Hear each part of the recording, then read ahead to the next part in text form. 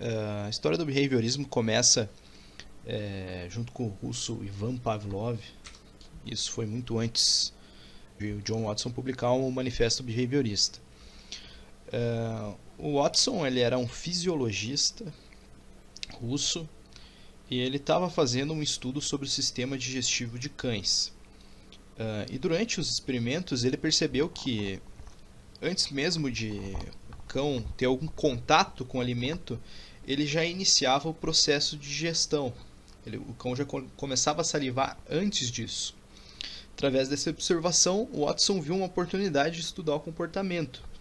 E ele passou a investigar o que seria o comportamento reflexo. Então ele tentou replicar isso com um estímulo sonoro. Ao invés de ser todo o aparato científico que iria condicionar o cão, ele buscou substituir isso por um estímulo sonoro. Ao final do experimento, apenas o som deveria produzir a mesma resposta que a comida. Como a gente já viu, a resposta que a comida produziria seria a salivação. Indo aos termos, primeiramente a gente tem um estímulo incondicionado, que é a comida, que causa uma resposta incondicionada. Incondicionado quer dizer que não foram criadas condições não naturais para que ocorresse essa resposta, ou seja, uma resposta natural, uma resposta inata do cão salivar com a comida. Então ele pareava, ao mesmo tempo ele tocava a campainha, aplicava um estímulo neutro. O estímulo neutro tem que ser um estímulo que não causa nenhuma resposta, junto com o estímulo incondicionado, que esse sim causava resposta. Após determinados números de pareamentos, apenas o estímulo anteriormente neutro, no caso o som, produziria a resposta condicionada, que é a mesma resposta incondicionada, ou seja, salivação. A partir do momento que o estímulo neutro produz alguma resposta, ele não é mais neutro, ele é um estímulo condicionado. E essa resposta que ele produz vai ser uma resposta condicionada. O trabalho do Pavlov ele não se limitou a isso, ele ainda foi para frente, fez descobertas a respeito de discriminação, extinção, mas hoje a gente vai ficar por aqui mesmo. Aqui a gente vai trazer agora pro humano exemplos de condicionamento clássico. Aqui tem um textinho. Bia sempre assiste filme de terror na TV acompanhada de uma grande tigela de pipocas. Toda vez que via a pipoca, se sentia angustiada e assustada. Ou seja, Bia ela assistia filmes de terror e o filme de terror naturalmente causava medo na Bia. Portanto, o estímulo incondicionado é o filme do terror. Causa uma resposta incondicionada, no caso o medo. A pipoca, nesse caso, fica ali em cima da mesa sem produzir nada. Mas, então ela é um estímulo neutro. Mas, associando a pipoca, o cheiro da pipoca, com a sensação de medo, com o passar do tempo, somente a pipoca foi capaz de gerar medo em Bia. Portanto, a pipoca deixou de ser um estímulo neutro e passou a ser um estímulo condicionado, produzindo uma resposta igualmente condicionada, o medo. No jogo da Ubisoft Far Cry 5 do ano passado, é trazido um exemplo de condicionamento clássico, bem forçado, né? Bem estereotipado, ele não tem muito sentido. Mas o vilão do jogo, Jacob, ele produz uma situação bem atípica ali, como vocês podem ver na imagem, um cara trancado numa cadeira, outro cara trancado numa cadeira, e ele coloca os dois caras para se matar. E a partir do momento, e junto a isso, ele pega uma caixinha de música e toca aquela música Only You. E daí toda vez que os caras ouvem essa música, eles saem que nem louco matando todo mundo. Portanto, ele criou uma situação em que você tem um estímulo incondicionado, no caso é a ameaça de morte, que causa uma resposta, né? Que é lutar para você sobreviver. Daí você tem um estímulo neutro, anteriormente neutro, que era a música, que não produziria nenhuma resposta, que passa a provocar a mesma resposta do estímulo incondicionado. É, provoca a resposta condicionada de lutar pela sobrevivência. Também um filme que aborda não só um condicionamento clássico, outros tipos de condicionamento, é o filme Laranja Mecânica. Eu não vou falar muito do filme, eu vou deixar para vocês assistirem, mas no filme Laranja Mecânica, a Nona Sinfonia de Beethoven, ela passa a ser um estímulo condicionado pro personagem principal do filme, e toda vez que ele escutava a música, ele começava a se bater no chão, se torturar, relembrando os tempos que ele passou por alguns experimentos científicos comportamentais. Com tudo isso em mãos, chegamos em John Watson, que foi responsável por realmente firmar o termo behaviorismo. Watson, ele foi professor na Universidade de Chicago. Ele teve uma influência do positivismo lógico do Círculo de Viena, que trazia, entre outras coisas, buscar dados empíricos, objetividade, etc. E isso batia com a filosofia do Watson. Ele buscava também a objetividade para a psicologia, ele buscava a introdução dela nas ciências naturais, tratar a psicologia de um ponto de vista experimental e baseado em observação, e não mais na introspecção, ou seja, não olhar para dentro, olhar para fora. Ele rejeita consciência, além introspecção, e a mente como objetos de estudo. Ele foi muito influenciado pelos estudos do Pavlov. O experimento mais famoso do Watson foi com o bebê Albert, que ele escolheu um bebê para fazer alguns experimentos que lembram bastante os experimentos com os cachorros. Ele também usou, além do condicionamento clássico, ele também fez experiências de generalização. Na verdade, o que eu vou falar aqui é muito pequeno sobre os trabalhos que o Watson fez. O trabalho do Watson é muito maior e tem uma importância muito grande no behaviorismo. O bebê Albert, ele não tinha medo de ratos, mas ele tinha medo de barulho. Então, o que o Watson fez? Ele apresentava o rato juntamente ao barulho, prevendo que o bebê teria medo depois de alguns pareamentos, somente da apresentação do rato. Então, no caso, o barulho é um estímulo incondicionado que causa resposta incondicionada de medo no bebê Albert. O rato era um estímulo neutro que posteriormente se torna um estímulo condicionado, causando uma resposta condicionada. Agora que eu vi na imagem aqui tem um erro. Aqui no quarto quadrante está escrito estímulo incondicionado causando resposta incondicionada. Não, é estímulo condicionado. O rato aqui é um estímulo condicionado causando uma resposta também condicionada. Bom, o Watson ele também fez experiências de generalização.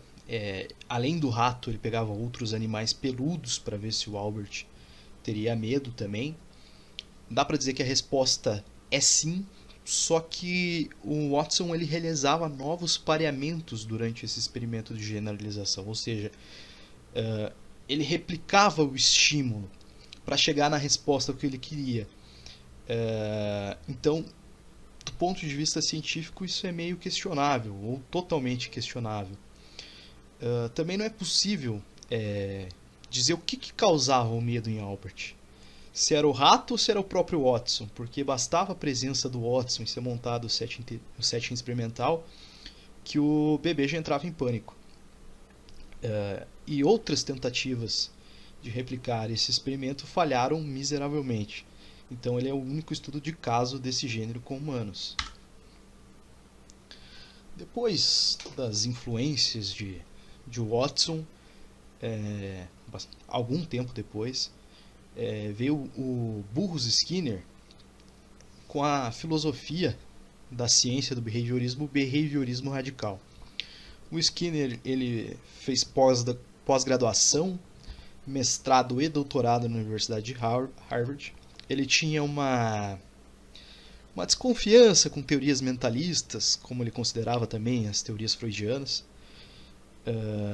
Para ele, a única observação válida era o comportamento. O resto, para ele, era perda de tempo. Ele posturou, como eu já falei, o behaviorismo radical como a filosofia da ciência comportamental, e ele começou a trabalhar num paradigma um pouco mais complexo.